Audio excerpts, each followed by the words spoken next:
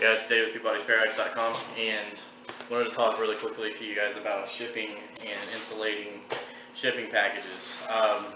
It's a really big deal, especially this time of year, because it's so hot that plants will get cooked very easily um, in transit. So it's really important to insulate packages. Like, it's something that you really can't overlook unless you know that it's going somewhere and you're in a place where the temperatures are mild, like below 80 or so.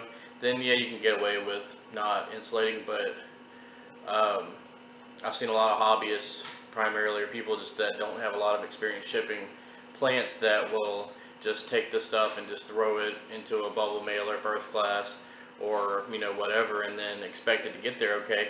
And a lot of times it does, but even if it's handled well and picked up immediately by the person that's receiving it, it can still take a lot of damage because of the heat, because plants and heat just don't work together very well. I want to do some comparisons on insulation. Styrofoam insulation is important for the cold and for the heat. I mean, it keeps the heat out, keeps the cold in, or likewise keeps the cold out or keeps the heat in the winter time. So what all it does is basically buys the package time um, before it's affected by the outside climate. And that's the important thing, because you know you really have no control after you hand that package off. It's out of your hands at that point, and you really want to make sure the person that you're giving your plants to, or selling your plants to, or whatever, is getting really top-notch stuff. So that's one of the comparison here. This is the kind of insulation that we use primarily, just rigid styrofoam insulation. We cut it to fit, and we make boxes out of it. And as you can see, which one of these do you think insulates better? I mean, obviously, they don't make coolers and ice chests out of paper, so you can see the difference here and why you would want to use one over the other. I mean, this kind of stuff is not, it's cool to use in a package. Like, if you want to use these for your plants to like wrap them up and all that, that's totally fine. But as far as insulator goes, you need to be using like a serious insulator, like the polyfill stuff that we use a lot of times, the fluff stuff. It works good as a filler, but it's not a very good insulator. I mean, in order to insulate well with it, you would have to literally cram it in there to, completely like to insulate it really well. So the styrofoam thing, super important. The other thing is these bubble mailers or these flat mailers. Do not use these for plants, okay? Just don't do it.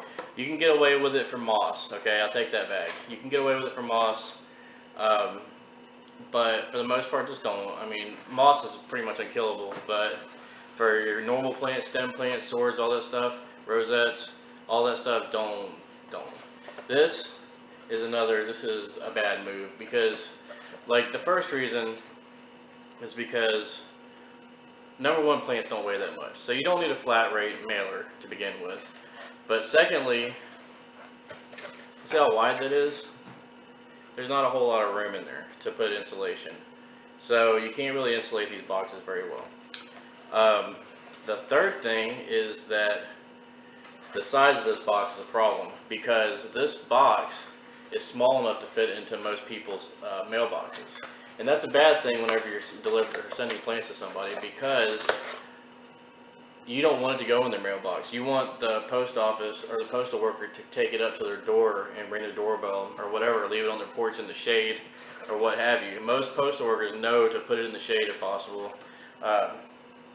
So that's another reason why this is bad and bubble mailers are bad, because they put them in the mailbox. And then in a mailbox, you can imagine, in even 85, 90 degree weather, inside of a mailbox, it's like, it's way over that. So plants can get super cooked super quick. So don't use these.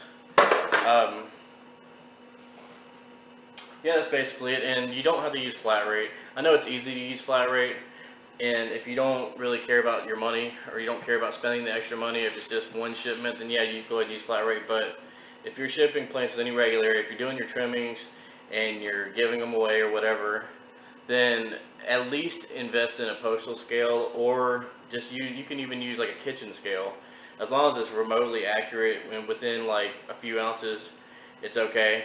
Um, but even then, I mean, most of your packages are going to be under a pound, even insulated, under a pound a lot of times, or under 2 pounds almost every time. So use a small box. You can use a 7x7x6 box. It's one of my favorites, and insulate it really good.